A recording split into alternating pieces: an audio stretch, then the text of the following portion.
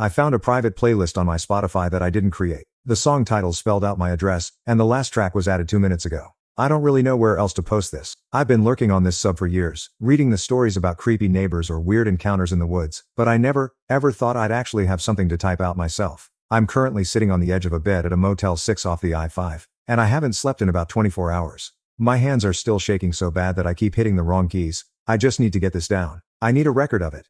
In case he finds me again. It started yesterday afternoon. It was nothing special, just a completely normal, boring Tuesday. I was doing the dishes. My sink was overflowing because I'd been lazy all week and the smell was starting to get to me. I had Spotify playing on my phone, which was sitting on the counter next to the drying rack. I have this one playlist I use for background noise when I'm cleaning or working. It's mostly 90s rock, some lo-fi beats, just generic stuff to zone out to. I wasn't really paying attention to the music. I was just scrubbing a lasagna pan and thinking about deadlines. Suddenly, the music just switched. It wasn't a normal transition. You know how Spotify usually crossfades songs? This was a hard cut. The vibe went from a chill Red Hot Chili Peppers guitar riff to this super aggressive loud industrial noise, like screeching metal, static, and heavy breathing. It was jarring enough that I dropped the sponge. It scared the crap out of me. I dried my hands on my jeans and pulled my phone out to skip it, thinking maybe the algorithm threw in some weird suggestion or I'd accidentally clicked on a Discover radio station. Sometimes the app glitches, right?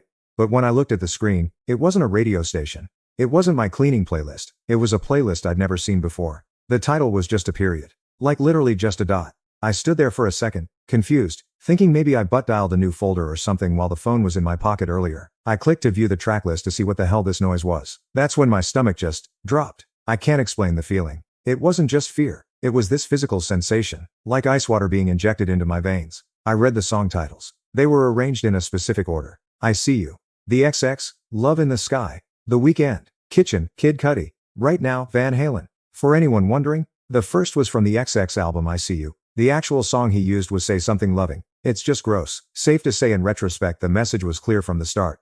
I froze. I literally couldn't move. My brain tried to rationalize it for a split second. Maybe it's a coincidence. Just a weird shuffle. But Kitchen Right Now? That's too specific. I slowly turned around, expecting to see someone standing in the doorway of my kitchen. I was ready to see a mask, or a gun, or just some random guy. But it was empty. My house is a duplex, old and creaky as hell, but it was dead silent. Just the hum of the refrigerator. I looked back at the phone. The playlist kept playing. The heavy breathing track ended and the next song started. I saw the next message immediately. Don't scream or I come in. My hands were shaking so bad I almost dropped my phone into the soapy water. I refreshed the page, praying it was a glitch, praying it was a prank by one of my friends who somehow got my login. Haha, very funny guys. But then the screen flickered. A new track popped up at the bottom of the list. The timestamp said added just now. Unlock it, Charlie XCX. I live alone. I'm a 24-year-old guy, a graphic designer. I'm not exactly a fighter. I'm lanky, I have asthma, and I've never thrown a punch in my life. I grabbed a knife from the drying rack, the big chef's knife I use for chopping vegetables, and backed into the corner of the kitchen. From there I could see both the hallway leading to the bedrooms and the back door. I checked the app again. At the bottom of the screen, there's that little green text where it tells you what device is currently playing the audio. Usually, it says this iPhone, or MacBook Pro. It said, listening on Living Room Echo. Here's the thing. I don't own an Amazon Echo. I don't trust smart speakers. I don't have any smart home stuff except my phone and laptop. I'm paranoid about privacy. I tape over my webcam. I don't have Alexa, or Google Home, or anything like that. I crept toward the living room, knife in hand, feeling like an idiot but also terrified. The app still said listening on Living Room Echo. Then the volume bar on my screen started sliding up. I wasn't touching it. Just watching it move on its own made me want to puke. A sound started coming from the floor. Not from a speaker on a shelf, but from the air vent near the baseboard. It wasn't music. It was my voice. It was a recording. I recognized it immediately. It was me, on the phone with my mom, from the day before. I could hear myself saying, yeah, I'll probably just order Thai and crash. Work was hell. My boss is being a total nightmare about the revisions. I remembered that conversation. I was pacing around the living room when I had it. I didn't wait to hear the rest. I didn't try to find the speaker. I noped the hell out. I didn't even grab shoes. I grabbed my keys and wallet from the counter, sprinted out the front door in my socks and jumped in my car. I didn't even lock the house. I just peeled out of the driveway and drove to the 7-Eleven 3 blocks away. I sat in the parking lot under the bright fluorescent lights, hyperventilating for like 10 minutes. People were walking in and out buying Slurpees and gas and I was just gripping the steering wheel, staring at my phone. I called the cops. The dispatcher sounded bored. I get it, they probably get a lot of prank calls. I told her someone was in my house or at least had bugged it. She asked if I saw anyone. I said no. She asked if there was forced entry. I said I didn't know. She took my address and said officers were dispatched, but it wasn't a priority 1 call since I was safe in my vehicle. While I waited, I opened Spotify again. I needed to see if it was still happening. The playlist was gone. Deleted. The entire folder was empty. But in my recently played, there was a podcast episode I hadn't listened to. It was the only thing in the history for the last hour. Podcast, Home Security Tips. Episode title, Check the Attic. When the cops finally showed up, two of them, a younger guy and an older woman, they looked annoyed. It was a Tuesday night, probably a slow shift, and here was this shoeless guy in a Honda Civic shaking like a leaf. I met them at the curb. I explained everything. The playlist, the address, the recording in the vent. I showed them the recently played history. The younger cop was writing it down in his notebook, but he was giving me that look. You know the one. This guy is on drugs or having a mental break look. Sir, are you sure you didn't connect to a neighbor's Bluetooth? He asked, tapping his pen. These signals can travel pretty far. My neighbor is 70 and deaf, I snapped. She watches telenovelas at max volume. She doesn't have a recording of my phone calls from yesterday. They agreed to check the house, mostly just to shut me up, I think. We went back. It was quiet. The front door was still unlocked where I'd left it. They swept the ground floor, guns drawn at first, then holstered when they realized it was empty. No signs of forced entry. Windows were locked, back door was bolted. I made them pry open the vent in the living room. I pointed to it. The sound came from there, I swear to God. The younger cop used a multi-tool to get the screws off. The paint cracked as he turned them. It clearly hadn't been opened in years. He shined his light inside. It was empty. Just dust bunnies and some old construction debris. No speaker, no wires. I heard it, I said, my voice rising. I felt like I was losing my mind. It said listening on living room echo on my phone. Maybe it was thrown from a car outside? The older cop suggested. She seemed a bit more sympathetic but still skeptical. Bluetooth has a range, someone could have driven by and named their device living room echo just to mess with me, and had a recording of my private conversation. Then I showed them the podcast title, Check the Attic. My place has a small attic hatch in the hallway ceiling. I've never opened it. It's painted shut. I've lived there for 2 years and never even thought about it. The cops looked at it. The younger officer shined his flashlight along the seams of the hatch. Sir, that paint seal is intact, he said, sounding tired. Look at the edges. If someone went up there, the paint would be cracked. Nobody's been up there in years. He was right. The paint was thick and unbroken. It looked like it had been sealed since the 90s. They basically told me there was nothing they could do. No crime had been committed that they could see. No intruder. No device found. They told me to change my passwords. Maybe get a carbon monoxide detector. Seriously. They asked if I had headaches. And get some sleep. They implied I was stressed. They left. I couldn't stay there. There was no way I was sleeping in that house. I sat in my car in the driveway for an hour just staring at the dark windows of my living room, waiting for a light to flick on. Nothing. I called my brother, Sam, in Seattle. He's the only family I really talk to. I told him everything. He didn't laugh. He didn't ask if I was on drugs. He just said, get a hotel, now. I'm driving down tomorrow morning. We'll tear the place apart. I realized I didn't have my charger and my phone was at 12%. I also needed actual shoes. I ran back inside. It took everything I had to cross the threshold. The house felt heavy. You know when you walk into a room and you can just feel eyes on you?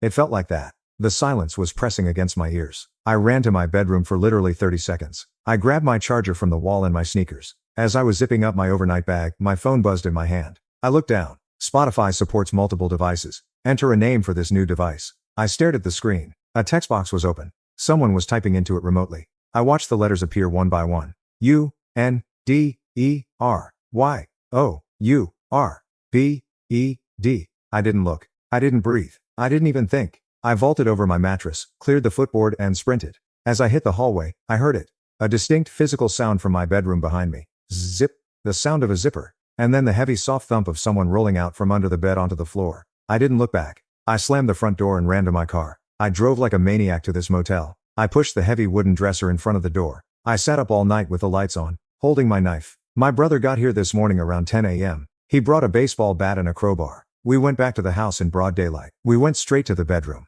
We lifted the bed skirt. The dust bunnies were swept away in a large, man-sized rectangle right in the center, where the bed frame offered the most cover. It was a nest. There were wrappers, granola bars, beef jerky, empty water bottles, a smell. God, the smell. Stale sweat and unwashed clothes. And there was a phone charger plugged into the wall outlet behind the headboard, hidden by the pillows. But the guy was gone. We found how he got in. He didn't use the attic. That was a distraction. He wanted the cops to look at the ceiling so they wouldn't look at the floor. He had cut a hole in the floor of my closet. My closet has this cheap laminate flooring. In the back corner, under a pile of shoe boxes I hadn't moved since I unpacked, a section of the floor had been sawed out. It was a perfect square. He could push it up from underneath, crawl out of the crawl space, and slide it back into place. He had been living in the crawl space under my house, and coming up into my room while I slept. For weeks. How do I know it was weeks? Because Sam found a notebook in the crawl space near the hatch. It was a log. A handwritten log. October 12th. He laughs at the TV. Cute laugh. Watching The Office again. October 14th. Crying about work on phone. He needs someone strong to take care of him. October 15th. Sleeping. Restless. Kicked covers off. Took a photo. October 17th. Showering. Singing. Voice like an angel. There were hundreds of entries. Observations. Times I left the house. Times I came back. What I ate. But the last page. The last page wasn't handwriting. It was a printed screenshot taped to the paper. It was a screenshot of my Spotify Discover Weekly playlist. Underneath, in thick black Sharpie, "We have the same taste. We should listen together." The police are taking it seriously now. They found the nest. They found the cut floorboards. They dusted for prints, but found nothing useful. He wore gloves. The DNA on the water bottle matched a John Doe profile in the national database. Some drifter with a petty theft record from 3 years ago in Nevada, but no name attached to the profile. Just a ghost. I moved out immediately. I broke my lease today. I didn't even pack my furniture. I just took my clothes and my laptop. I'm never going back there. But here is the part that is making me write this. The part that made me start hyperventilating again 10 minutes ago. I was on the bus today, coming back to the motel after meeting with the landlord to hand over the keys. I was trying to distract myself. I had my headphones in. Stupid, I know, but I just wanted to block out the world. Suddenly, my music paused. A song started playing. Every Breath You Take, The Police. I wasn't connected to Wi-Fi. I checked my settings. My Bluetooth was off. The device on the Spotify screen said remote playback. I looked up at the bus. It was crowded. Commuter hour. 40 people standing shoulder to shoulder. People looking at phones. People looking out windows. The text scrolled across the bottom of my screen. Listening on bus 42 passenger. He wasn't in the house anymore. He was on the bus. I looked around frantically. Was it the guy in the hoodie? The woman with the grocery bags? The guy in the suit reading a Kindle? I ripped my headphones out. I hit the stop button on the screen, but the music kept playing. Oh, can't you see? You belong to me. I got off at the next stop. I didn't even know where I was. I just ran. I ran until my chest burned. I found a Starbucks and hid in the bathroom for an hour before taking an Uber back to the motel. I don't know where he is. I don't use Spotify anymore. I deleted the account. I factory reset my phone. The cops say there's nothing they can do until he makes contact again. I think he's waiting for the next track. Edit. People are asking. Yes, I changed my passwords immediately after the first incident.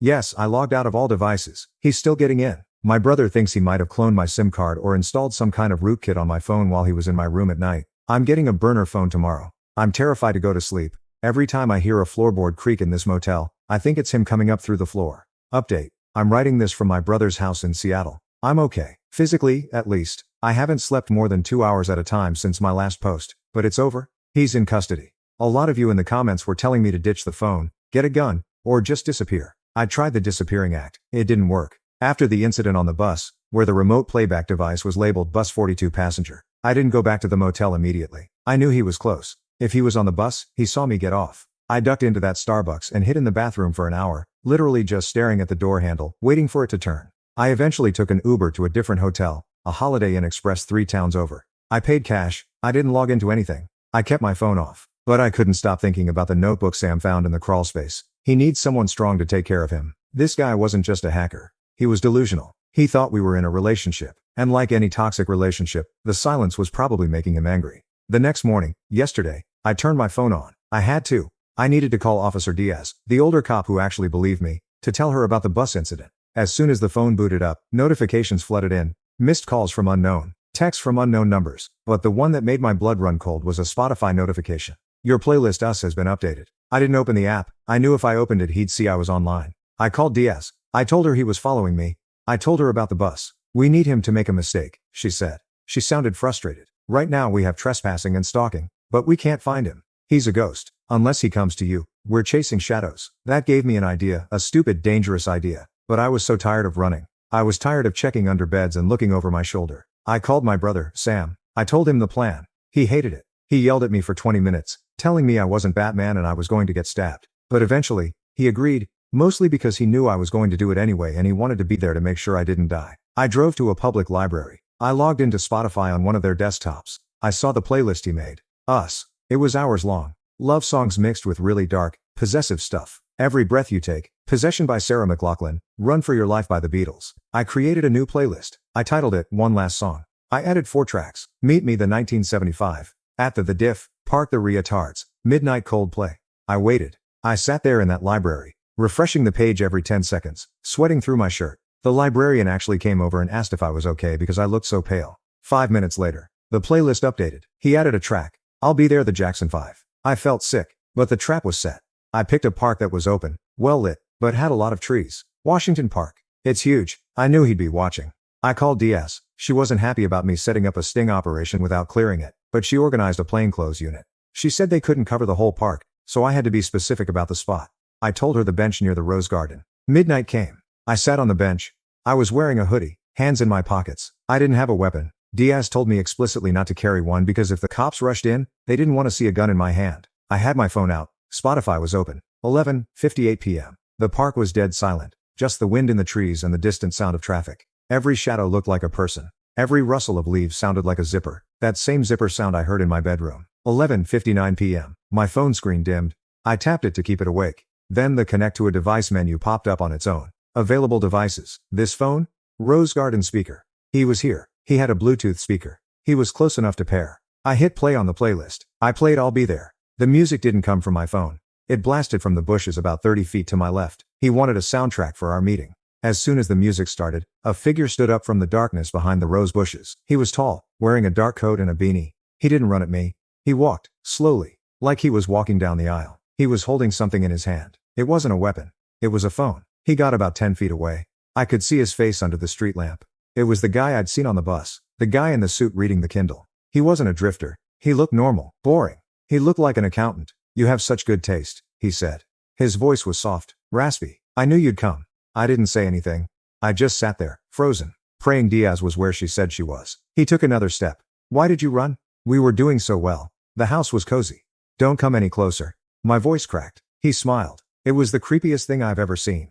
It was genuine. He thought we were friends. I just want to listen together. Police, get on the ground. It was like an explosion. 3 cops burst out from the maintenance shed behind the bench. Diaz came from the tree line. The guy didn't fight. He didn't run. He just looked disappointed. He looked at me with his sad, betrayed puppy dog look as they tackled him to the concrete. But the playlist isn't finished, he yelled as they cuffed him. We didn't finish the playlist. They searched him. He had a knife in his boot. A hunting knife. He also had my old SIM card in his pocket. He had cloned it.